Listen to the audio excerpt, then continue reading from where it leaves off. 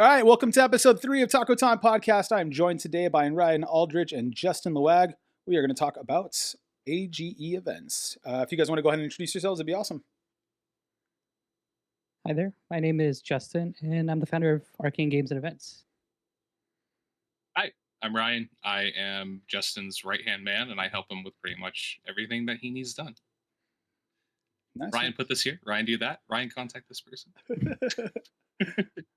Sounds good. Sounds good. Okay, so with Pro Tour coming up, we have been kind of taking a big focus on large-scale tournaments, and I kind of wanted to get Justin on.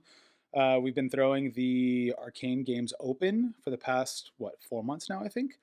And I know there's some other kind of companies, smaller companies, taking the reins as far as throwing good tournaments that are not necessarily LSS, Battle Hardens, or Callings.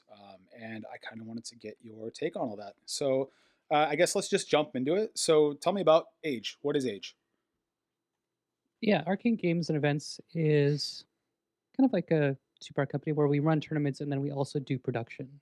So when we talk about production, it's like live streaming the events, working with commentators, and putting on the show side of it. So we have the tournament side and then the show side of our company.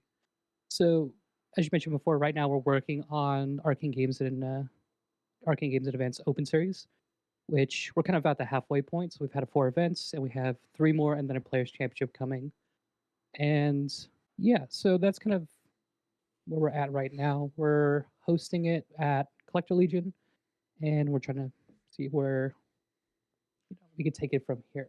So right now we have a 10K prize pool for our series, and the Players Championship at the end of the year is a 16-person invite-only tournament. Okay.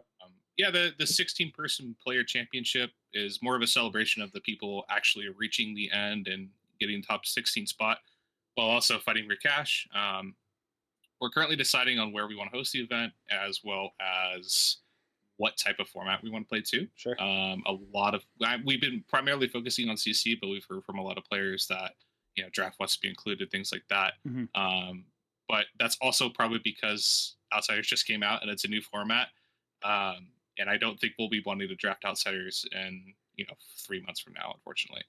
But we'll see. It's more of a celebration of the players and just enjoying good games with great friends and people that made it to the top. Cool. As well as anyone they want to bring with them. Yeah, that makes sense. Yeah, I think although I do like Outsiders Draft a lot more than Uprising, I think that after 3 months or so of people doing it, it might get a little old. We'll see.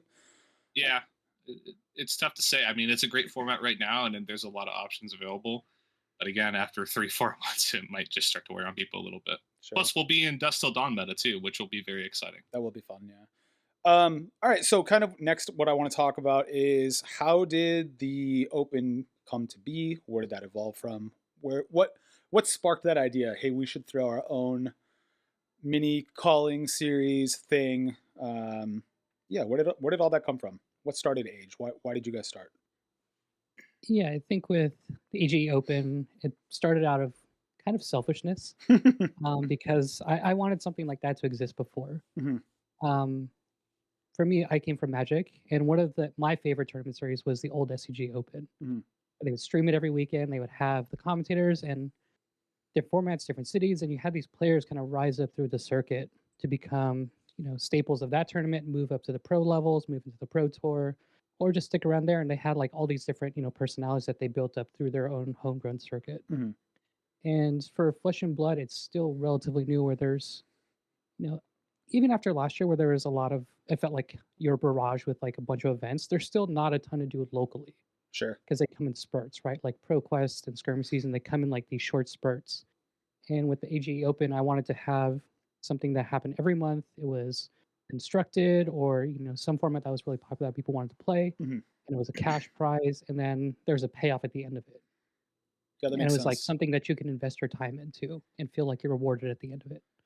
Yeah. And so with the Arcane Games Open, it was just that desire to bring something like that to our scene and where I wanted to play, which is ironic because I can't play in it. Fair enough. Yeah, I will say I definitely look forward to playing it every month. I've done pretty terribly the last 2 months, which is what it is.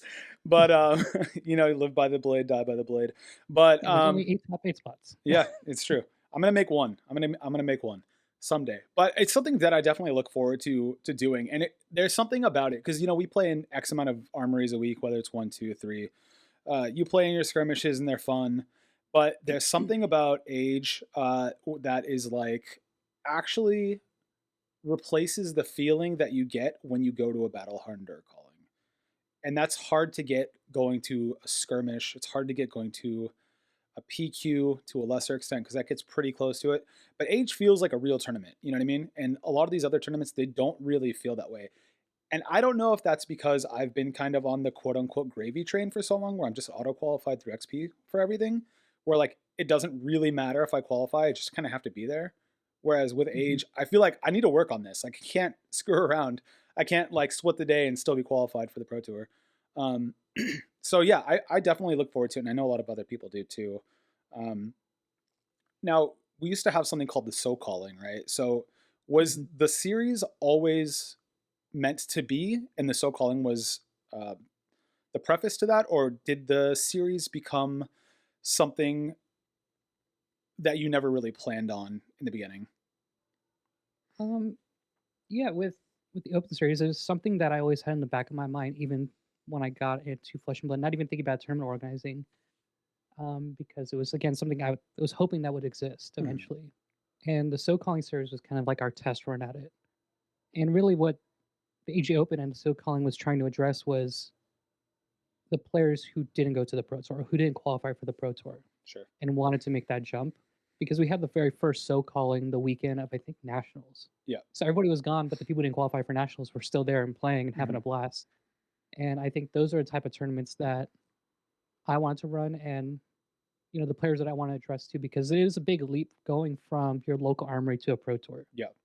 That divide is really big, and there's not a lot of perspective on it from a pro player side, because it's like once you're on it, like you're kind of getting on the train and you're kind of qualified, and you kind of just have to maintain that status. But for someone trying to break in, it's like you have to make that huge leap from, okay, I'm doing pretty well in my armories, I'm feeling good in my playtesting group, to now I have to spend $1,000 to go get a hotel, flight, and then food, go to a tournament, and then see what happens there.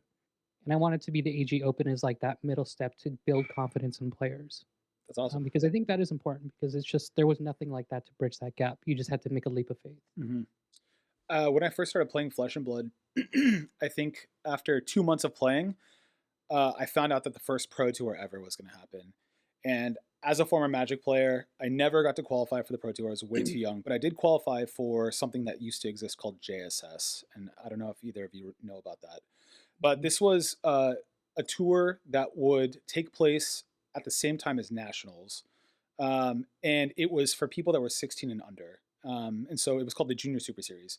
And I qualified for that. And I still remember being a kid all those years ago and getting to get on a plane when I was 15 with my friends and fly to Disney World and stay at Disney World. And the feeling that I had for that is something that I never forgot, right? And shortly thereafter, I ended up quitting Magic because of school and life and work and stuff. Yeah. So when that first Pro Tour came around, I was like, I am going to New Jersey. Not qualified, no business going, still super scrubby at the game, didn't really know what I was doing. And I went, and it was a few things. The first thing it was extremely overwhelming, right? So I can totally understand why you wanted the Open and the So Calling to be a bridge, because that was the first time that I had played in something that was bigger than maybe 20 to 30 people. And it was not like a little bit bigger, but like exponentially bigger. The other thing that it was is almost addictive. When you're in a room full of 500 or 1,000 people playing in a calling or a battle hardened, and you're used to playing 3 to 4 round tournaments, and you happen to find yourself in a 10 to 15 round tournament, that's a whole other beast. And it adds this level of complexity to the game where it's not just like, do I know my deck? Do I know my matchups? It's, do I know my deck? Do I know my matchups? And can I keep the mental wherewithal for the next 9 hours to not burn out and still play really well? And the only other time that I get that when I'm not playing in a Pro Tour or at Nationals is when I do Age. So I totally get what you're saying. For the quote unquote pro players that get to play in it, because we do have a lot of them, it probably gives us a little dopamine hit, right? Because it's like, oh, it's a Mhm. throwback. And for the kids that maybe aspire to be that or just want to have a fun Sunday, I can see them like gravitate toward it. Like they probably aren't going to top 8, and that's okay. But like you get a big event with a lot of people that you know, and it's like everybody from Odyssey sticks with Odyssey people for the most part, and everybody from Kingslayer sticks with Kingslayer for the most part, and everybody at Legion. And there's a few of us that hop around, but that's the one time a month where everybody in SoCal gets to come together and see people that we don't see that often, and I think it's really awesome. So I appreciate that. Yeah. Now, Yeah, and I think yeah, the go ahead. rewarding part of it, of the Open, is those players who go like 3-3 or who are kind of new to the game, Mhm. because our tournaments are very intimate in terms of like they're on the smaller side. Yeah. But that tournament is densely packed with really good players. Mhm. Like from round 1, you're just going to sit down against someone who's just really good usually. Yeah. And I think for a lot of the players who are new, it's like you get to have that, it's not low stakes, but it's not like you're playing for your life out there. It's like, I want to go and play my deck, play against these players and test it out. And I talked to players after who are new, and it's like I went 3-3 today, and I feel like I'm just learning Yeah. every time I go to these tournaments and like picking up like habits and how do I play the game at a higher level, and like how do I push myself. And I think that's the most rewarding part from the series from my perspective. Sure. It's really rewarding too, just seeing someone who comes into the scene who's brand new, shows up to an AG event and goes 3-3, or even an unsuspecting hero that makes top 8. When you see someone who just kind of seems a little out of place, but puts in the work and hits top 8, it's exciting, and they get handed that cash prize too. It's awesome. Yeah, it's great. I will say, like, top 8ing age is more profitable than top 32ing a calling. So thank you guys for that. That's awesome.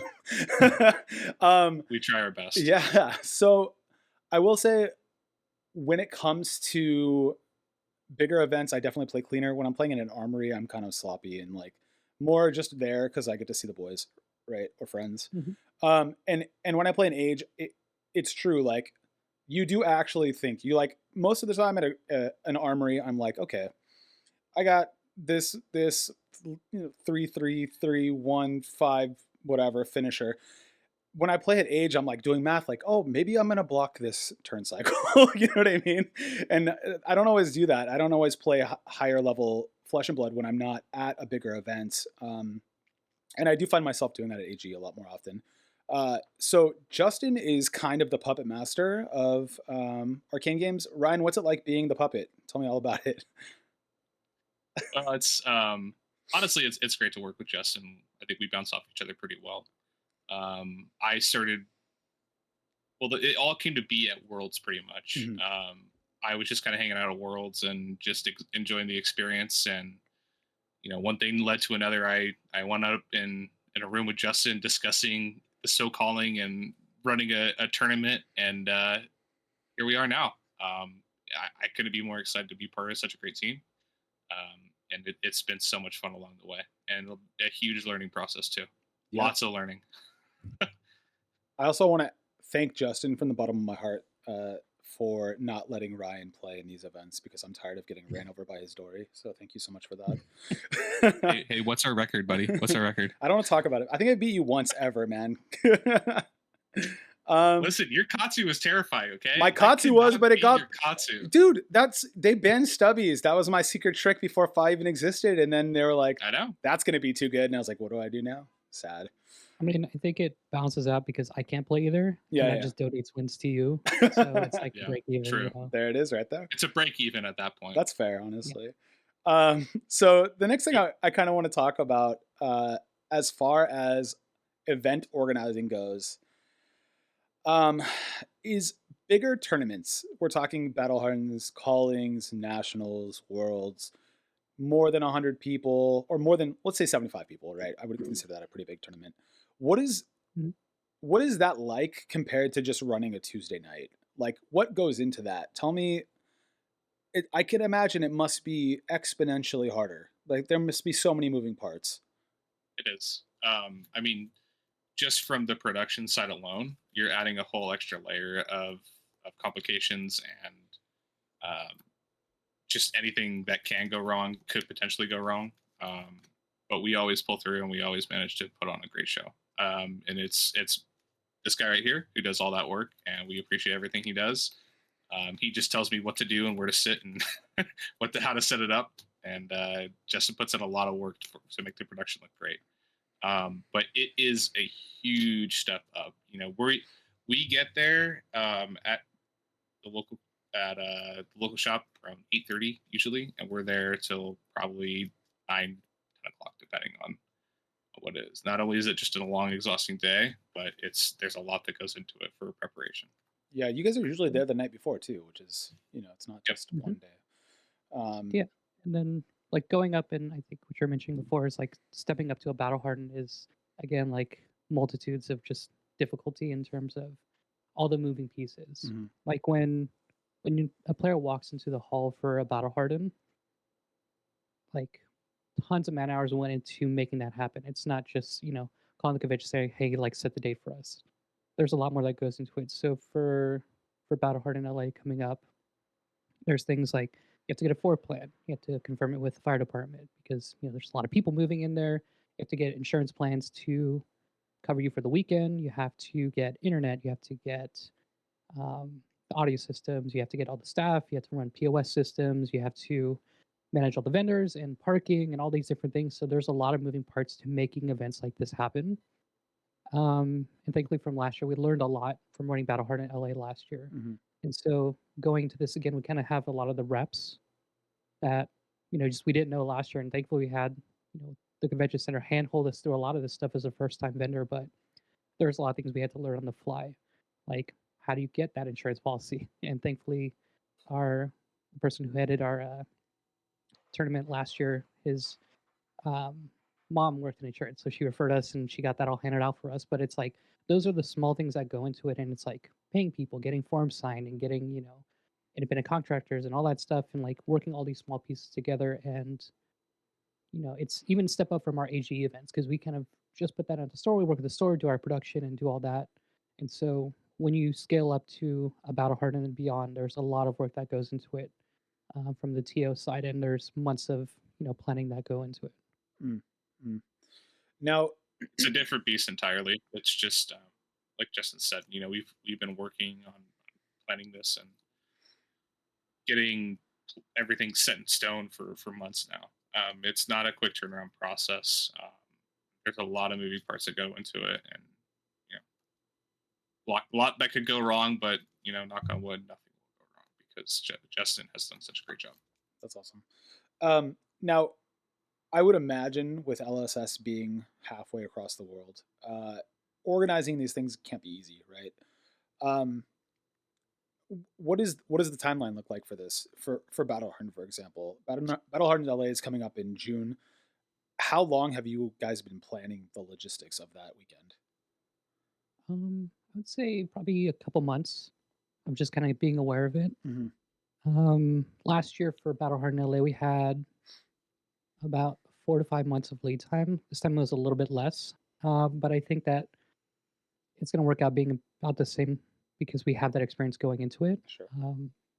So with working with LSS, they're very helpful in terms of giving information they need up front and then requesting it, and then it's up to you to put it on. Sure. So there's not a lot of like micromanaging going on, which is nice. And I think they leave a lot of discretion up to the TOs on how they want to structure everything. They Okay. give them the framework, and then they take it from there, and they have the freedom to move about the cabinet if you want to say it like that. So it's been a nice experience working with them. Okay, fair enough. So when you guys throw these big tournaments, there's so much involved, especially in LA, right? LA is not a cheap place to be. I've seen some battle hardens happening, like for example, Salt Lake City, right? Salt Lake is a much cheaper cost of living area. I would imagine that renting out a hall in Salt Lake is probably a fraction of the price, maybe half or more. Is it? And if you don't want to talk about this, it's totally fine. Is it profitable to throw bigger events? Like I feel like as events scale, it should be implied that you are able to make money. And I know that people kind of get awkward about talking about money, so it's totally cool if you don't want to talk about it. But Oh yeah. but at the end of the day, like it is a business, and you have employees, and you have to pay them. So, is there is there actually some kind of future as far as business goes with this? Because I see a lot of companies like Channel Fireball and Star City, and it seems like Channel Fireball went out of business. And I don't know if that's true, but I don't see them running events anymore. I know that half the company got bought out by eBay, and I'm not sure if that's because they got a great offer or if it's because they were drowning or what. Um, is there a future in just the event side of it, or is it necessary to supplement that with content and the streams themselves and merchandise? And are you relying on side events? How does that work financially if you're willing to talk about that? Yeah. So with running events, they're like I said, it scales up as you go because the more people you bring through the door, the more um, I guess margin you have for a lot of different things that can come into it. So with events, we approach it to where we make money outside of the tournament or try to. Mm, So that's with production, merchandise, and doing all the other stuff outside of that because the tournament is kind of already set in stone. It's just how many seats can you fill and then go from there. sure. And so with us, that's why we put such a heavy emphasis on production Hmm. because we want to grow the content side. And then, that has a flywheel effect of you can create merchandise and you can create, sleeves or, other things like that. And so with AGE, it's something that I've been thinking about a lot and how the future is going to grow with events and card games in general. Hmm. And one of the things that I was possibly debating on doing, which may be interesting to people, is opening up, I guess, the books for an event, for the one time event, to let people see how an event actually runs and what it takes and maybe the costs that go into it, Hmm. which I think is, would put perspective on not how difficult these events are run, but how much effort that a lot of people put to make these things happen. Hmm. And I think that'd be interesting to a lot of the people and it gives me feedback on from outside sources too. And so when I think of events, it's more than just bringing people through a door and then getting the cash prize and then they leave. And it's still something that's in flux, I think, with a lot of TOs. They're trying to figure that out. Um, and so with the different businesses being acquired or moving on to different things or changing their priorities, Hmm. there's definitely an indication of that. And you can see that in esports, even though it's a complete different industry. They're trying to focus on how do they bring in the money and how does that change the industry around it. So there's not like these huge cash flows coming in. It's like how can we be more prudent or how can we change the axis of how we're going to manage these finances that makes sense for us as a company and as the audience grows. Hmm. And so that's how I'm approaching it and thinking about it is it's more of an experimental way to see how we can try and shift these, priorities for us as a company and for the player too. Yeah. I was thinking about that the other day, actually. I have been seeing a lot of, I wouldn't call them whispers or murmurs because it seems pretty loud actually, but on Twitter, a lot of esports people are kind of maybe going to war with some of the producers of games because they have these huge communities with these huge budgets, and we know that the companies that make the games are making a ton of money, but the esports casters and the players seem to be getting shafted a bit, and I don't know the ins and outs of that, so I can't speak to whether that's real or not. But I have been seeing this kind of war, this internal struggle happen with the esports thing, so I think that's really relevant to talk about. And by necessity, a company like Blizzard is probably always going to be bigger than a company like LSS, right? And I don't know that Blizzard is necessarily bigger than Wizards, but even with Wizards side of things, I noticed that their production is pretty weak at this moment. Um, you will get some streaming of maybe Worlds, but like for Mhm. example, the Star City Open that just happened that hosted the Battle Hardened in Richmond, I don't think that Magic got casting, and we got a little bit of casting through Mansant because I'm pretty sure he just goes and like good on him for trying to hustle that. But I'm not sure that he's actually making money. So I can see that it's a bit of a struggle. When you were talking about opening the books to people, I do think that might actually be beneficial because I see events, and I'm guilty of this as well, right? But I see events like Worlds, for example, right? People fly from all over the world to San Jose expecting this extravagant, beautiful thing, and we get stuck in a what is essentially a steel tent with bathrooms outside. And to this day, the meme is still we didn't have bathrooms, and people complaining. And I will be honest, like it wasn't the most comfortable situation to be in. It was in the morning, freezing. It was hard to hear the PAs. I got a bad IP that basically knocked me out of top 8 at the calling because I couldn't hear the announcements, and I had to use the restroom, and the restroom's outside. So even if they did call the round and I could hear it, I wouldn't have heard it. But I have to imagine that the margins are pretty slim, even at a larger level like that. Otherwise, there'd be more than 2 or 3 companies doing these things.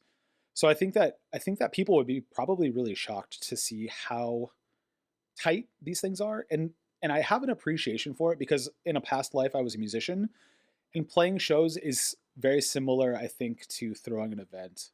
Like you go to a concert, you sell a lot of tickets, right? You play the show and you make almost no money, even though a lot of people are there to see you and they paid $20 or $30 a ticket.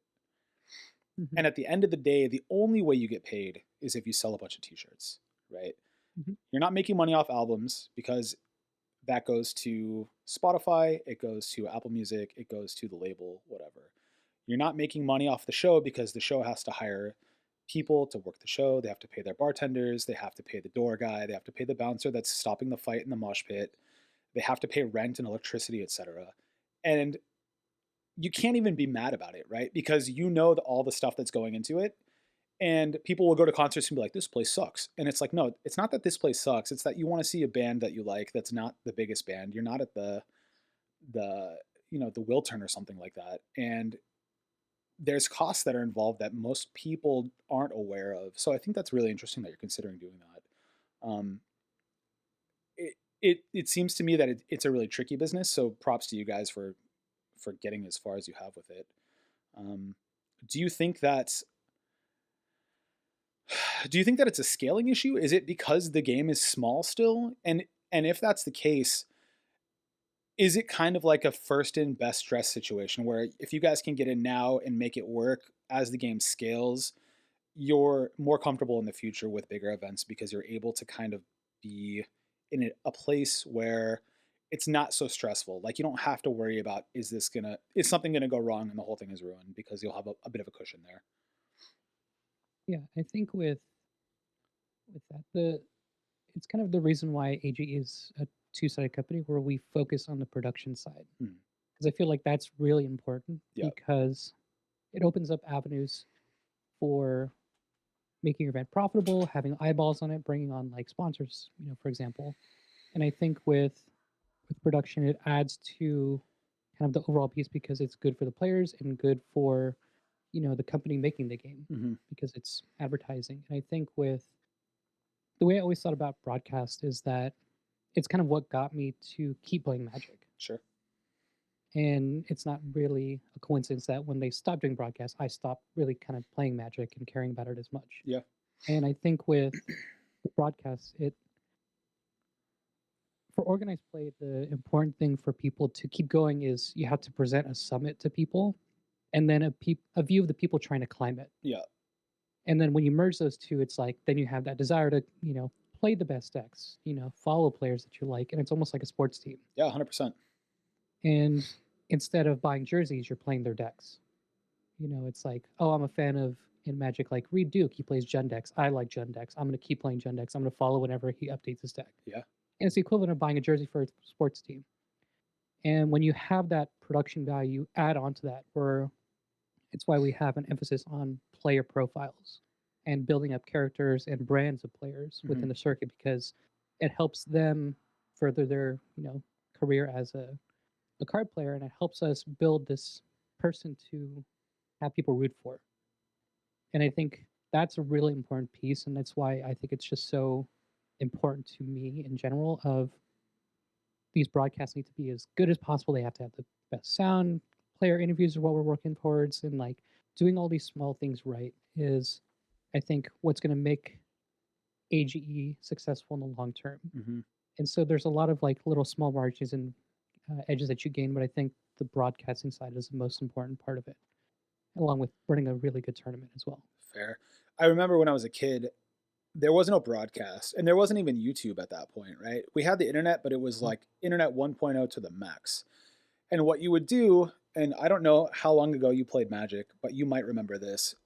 what you would do is you would go home and you would go on like Dojo or whatever, MTG Planet or something like that, and there would be a plain text file and it would be a tournament report. And it wouldn't be like, Mhm.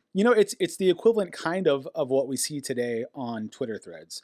But it would be like round one, I played blah blah blah, and he was on this, and then this happened, and then this happened, and that was like as exciting as it got, and as Mhm. simplistic as it is now, and as probably unengaging as that seems, when I was a kid and that was the only option, I lived for it. I lived for it. Yeah. And it didn't even have to be the best players, right? It just had to be Mhm. anybody that was willing to talk about the tournament that I wish that I could be at.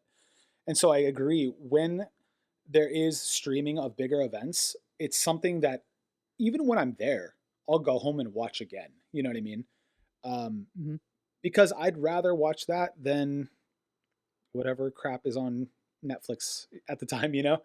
And I feel like I'm constantly learning. I think that it might actually be a really cool idea for LSS, especially with all of the players who I interact with on the internet that are like, I really want to try Fab, or I've tried Fab and I can't afford it. I really want to get into it, but the cards are so expensive. And we try to explain to them, like, you just need the staples and they're good forever. And then after that, everything's cheap.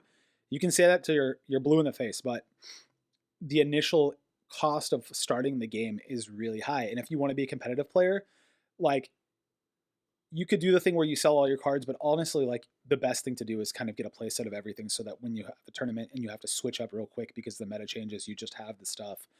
But Magic used to do this thing that I think would be amazing if LSS would do, where they would take the top 8 decks from the Pro Tour or Worlds or Nationals and they would make them for $10 and they would be gold border with a non-official backing, and you could go into an Mhm. LGS and you could say, today I'm going to play Brian Kibler's deck and you're going to play Kai Bud's deck.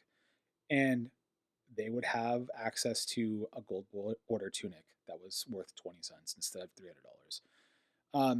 And I think that getting people into the game, there's all these avenues we could kind of explore, but I think that making it more accessible in general as an overarching theme is really important. And I think that when I watch your streams, it feels accessible. Like, it feels like I'm there, right?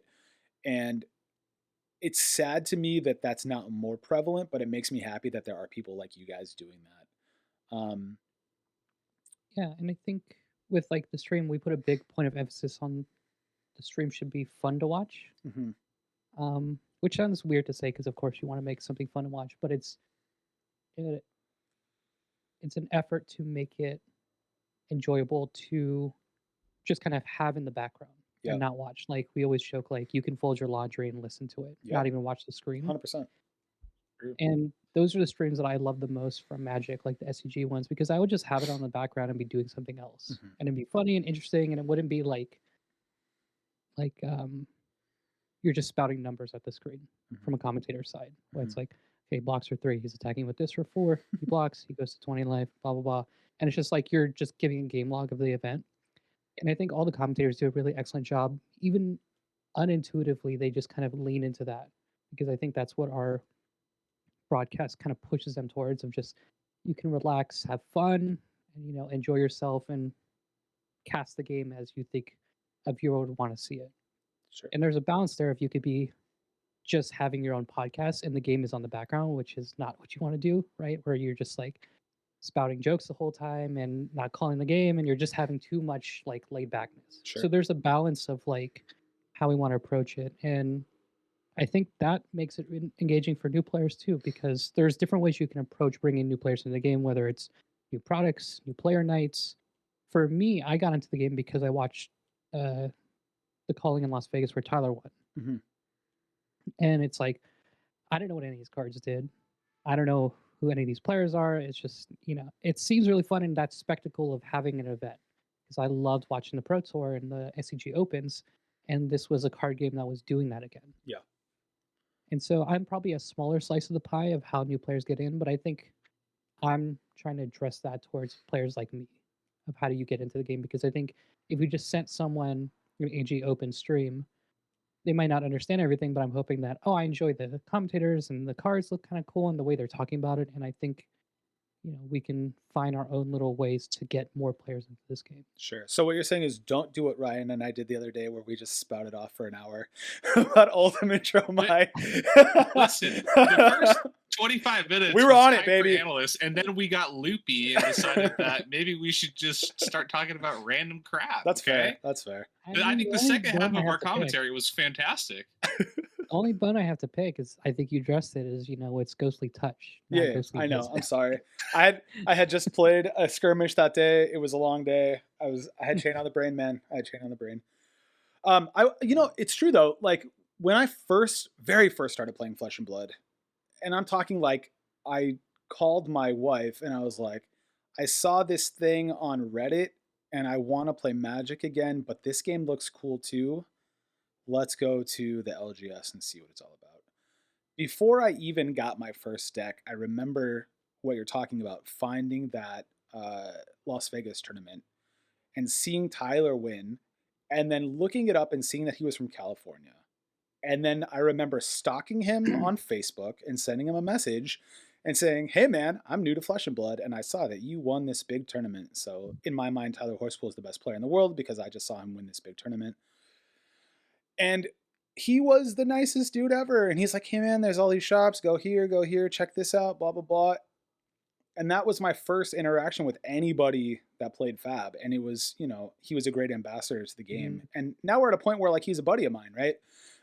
And like to touch back on what you were saying about watching sports, when you have somebody that you know from your locals, whether it be an acquaintance or a friend, that gets a featured match at an event really far away, it is like rooting for your team. You're like, that's my buddy. He's on stream. This is awesome, right? It's something special. Definitely. Yeah. I think there was a time, and I don't know how true this is of Magic anymore because I don't pay too much attention to what's happening in MTG.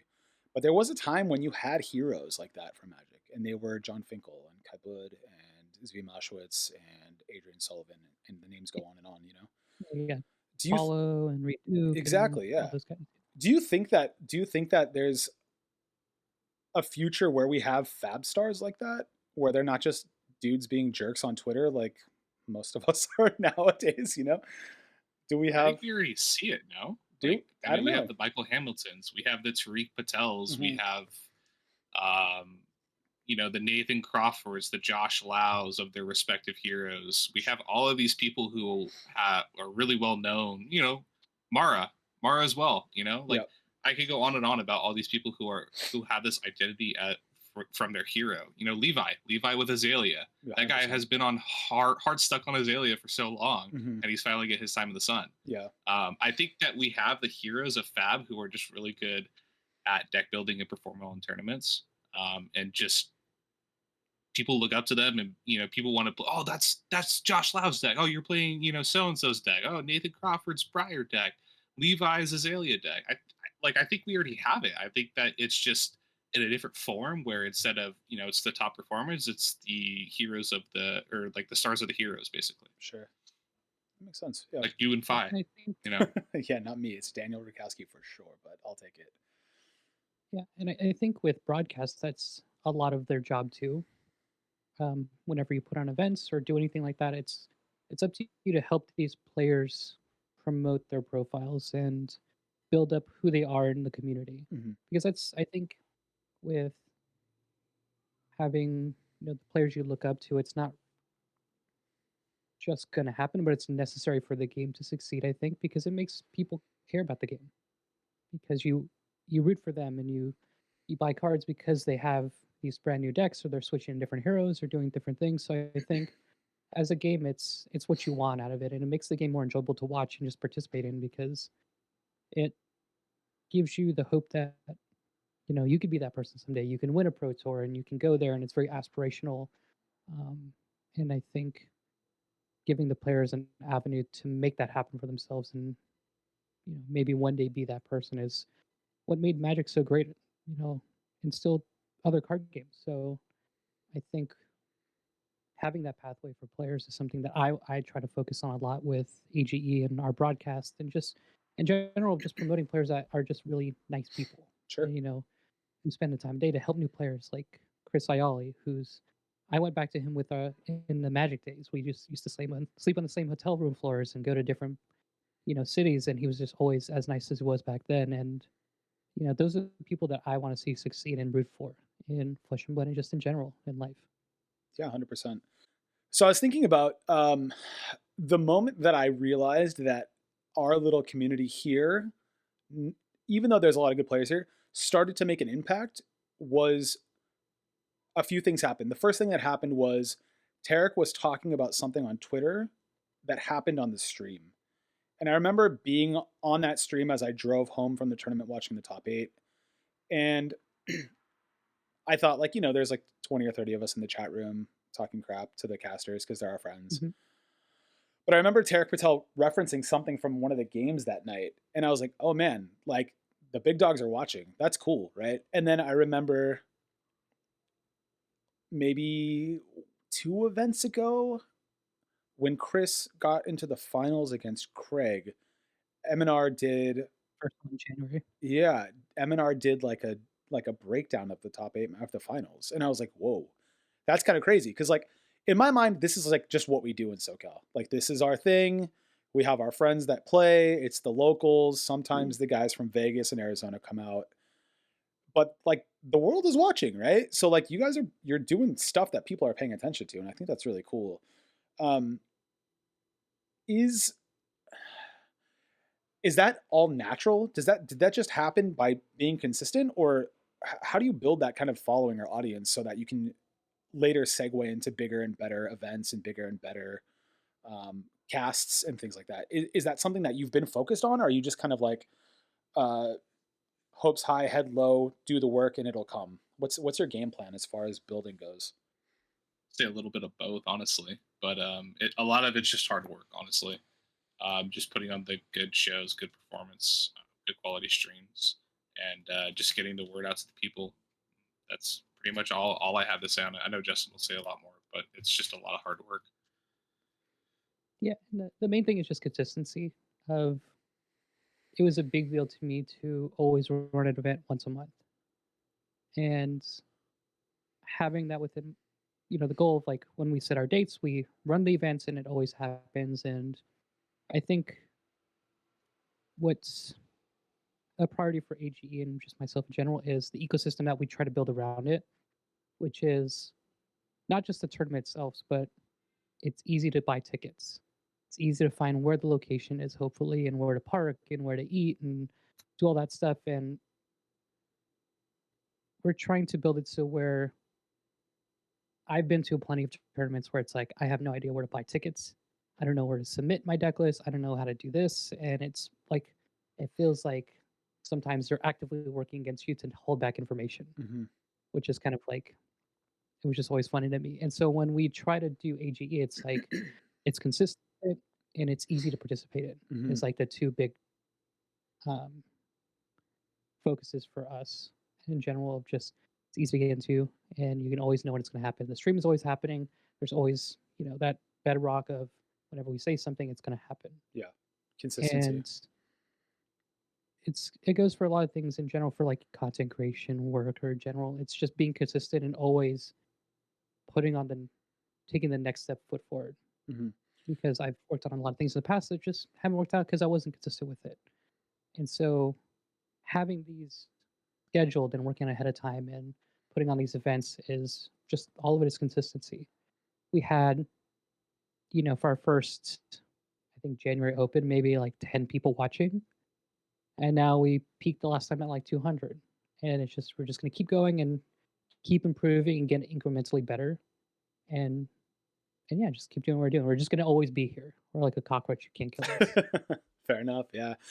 Yeah, you're right. Like, I'm going to brag a little bit too. Go for it. I think that our broadcast, and this is kind of like a little humble brag, but I think we have one of the best broadcasts in Fab. And I think that, every month that we improve more and more, and it just keeps getting better and better. And I think that once more people start tuning in, they'll start realizing, how high quality of a production we put on. And I'm just so proud of the team and everyone who puts in so much hard work every single time we go out there to make such a high quality production. Yeah. I think the only thing lacking on the age side is the social media management. Sorry, Ryan. No, I'm kidding. I'm kidding. Don't hide.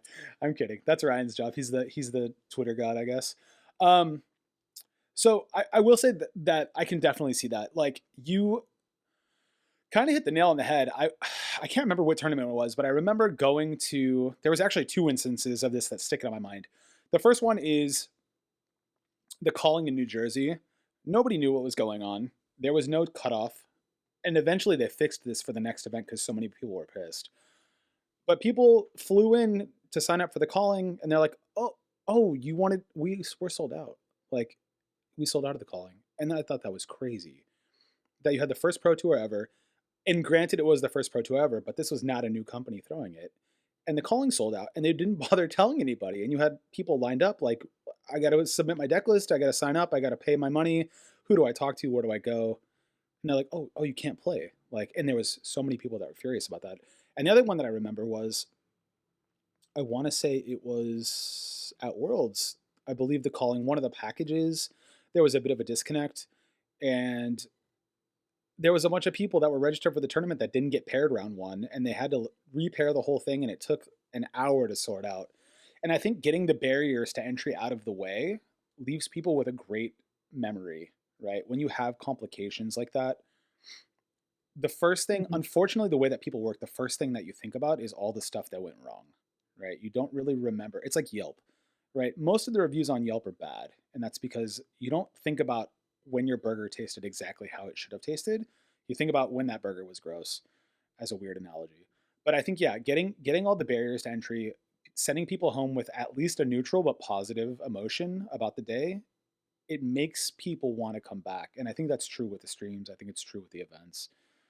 And I can't remember anything ever happening at an age event where I'm like, this is bullshit. Like, it's always good. You know what I mean? And the other thing I want to touch on is the consistency thing, like you said. We've been doing this podcast for like 2 weeks. It's new, right? And I got dinged 3 weeks. Yeah, 3 weeks. I got dinged this morning on Discord, and it was like, "Where's the pod? I'm driving to work." And I was like, "Are you kidding me? We have 2 episodes up, man. Calm down." Because usually I drop them on Mondays, and I'm like, "Wow, like that's somebody A cares, which is cool, but B, like I feel like I let them down." So I'm gonna try my best to have it out every Monday morning. You know what I mean? But it's true. Like having a consistent thing where like I know Age is happening this month. I know there's going to be a stream. It might not always be the exact same date, but that's okay because I know that when I get home from work or whatever I did that day with my family or girlfriend or friends, I can come home, I can sit on the couch and I can see what happened. And Colin will be there and Blake will be there and whoever is guesting, whether it's Sam or whoever, will be there. And that consistency is nice to have. And so I didn't really think about that in the beginning, and I never really thought about that until this morning, honestly. But I think that you have a really good point there. So yeah, I guess the last thing I want to talk about is the upcoming Battle Hardened. Right, this is round 2 for you guys in the Battle Hardened. What have Mhm. you learned that's going to make this one better? Is there any unforeseen obstacles that you kind of are dealing with that you want to talk about? Are you excited for it? What's going on? Battle Hardened LA. Tell me about it. Yeah, so we're having it at the same venue again, and I think this time around we learned a lot from last year. We had a lot of interesting things happen, like a fire alarm being pulled, Yep. which was not in my prep list um, going into it. Evan But doesn't get to use the mic this year. No. yeah, but yeah. So for Battle Hard this year, it's going to be at the same place, and I think taking a lot from what we learned last year and having the people who worked again last year come back, I think it's going to be a really fun weekend because it's just bringing back events to the West Coast. Because I think a lot of people were, you know, really angsty about it and just hoping that we can get more stuff out here. And so hopefully this is like something that leads into more events, and it's something that I'm really happy to bring back to the West Coast, because the West Coast is the best coast. I mean, how can we not be? True. Um, The man speaks the truth. but but I think with battle hardens and bigger events, it's like even if we don't get big events, I still want to put them on. And like with AGE, that's something we're working towards. And for Battle Hardened LA, it's going to have just a really good community aspect to it because it's bringing all the people who you don't normally see all the time into the same place. And it's what you said before. It's like there's something magical about bringing card gamers just for a weekend together. And it's like this addictive feeling of you hope you could do it again. And it's, James White always says, play the game, see the world. And I think for this case, it's play the game, CLA. But um, there's something about that even though it's something I did when I was younger, just like traveling a bunch and going to all these Grand Prix, it's still something that I love to do. Like we're all going to the Pro Tour next week, and that's gonna be a blast. And it's like the games are almost secondary to me at that point. Of just like I get to see everybody and hang out with everybody, go grab dinner and drinks and 100%. do all that. And so having that big congregation of players just come together is something that I feel really honored to be able to do for the community, because it's like, it's something that people enjoy and treat with like they put their money, time, and effort to going to it. And having those players walk through your door is something that I think about a lot of how can we make this the best experience for those players? How can we respect those players? They work for that money, they work for that time off, and they go and spend it with us. And we should be deserving of receiving those players in. So with Battle Hardened, that's kind of the standard I'm trying to live up to. And hopefully, as the players leave for the weekend, they can say they had a really good time. Yeah. And so, fair. Yeah, that's how I think about it. Yeah, it's like when you go to these events, I can't think of a single memory that I cherish deeply that has almost anything to do with playing the matches, right? Korean barbecue after Worlds, way more important than the calling. Watching or trying to find Ryan, rather, the night of day one of Worlds while he was out gallivanting in full Endering, and then showing up to the venue the next day, either the most hungover I've ever seen or the drunkest I've ever seen. I couldn't tell which one. Right. Listen, hey. It's not about diving off the cliff and recovering. It's about having a nice steady to climb back to reality, okay? And if that means having a drink at 7 a.m, sometimes that's what you gotta do. Hey man, Bloody Marys are my favorite too. I get it. No, I was pretty hungover at Worlds. It was a good one. Probably it was the most fun I've had in a long time. Yeah, man. And like going to the players' banquet, it being a complete mess, getting drunk with Shamir, who I had never met in person at that point and has become a good buddy. Like stealing a giant bowl of salad because everybody at the house was hungry. These are all things that I think about when I think about Worlds, and almost none of the memories that I cherish about that tournament were playing. Like obviously playing is there and that's why we're there and it's fun, but it's almost like you said, secondary. So I think a lot of the reason that a lot of us go to these big tournaments is like, yeah, it would be great if I could win 30 grand next week. Am I going to win 30 grand? Probably not, right? That's not why I'm there. That's not why I took time off work. That's not why I won a ProQuest. I did all those things because I get to see my friends that I don't usually get to see. You know what I mean? And so I think that a lot of gaming in general is just about the time that you spend with the people that you spend it with. And yeah, you're doing great work bringing us together, and I appreciate you for that. We're coming up on an hour. I know you have a meeting to get to. So do you want to plug anything? Any last words for the people? Tell us about where we can find you, all that good stuff. Yeah, you can go to our site, age.events, and you can buy tickets for Battle Hardened, check our upcoming schedule for AGE, the AGE Open, and check out our YouTube channel, Arcade Games and Events. We have all of our live streams on there, all of our VODs. We do our different segments, and eventually player interviews. So definitely go check us out there. Cool. Also tell Blake why he's wrong about PsyOps. Ryan, any final closing words, sir? Just follow us on our socials, AGE.events. Make sure that you come out for our Battle Hardened. We would love to see everybody there.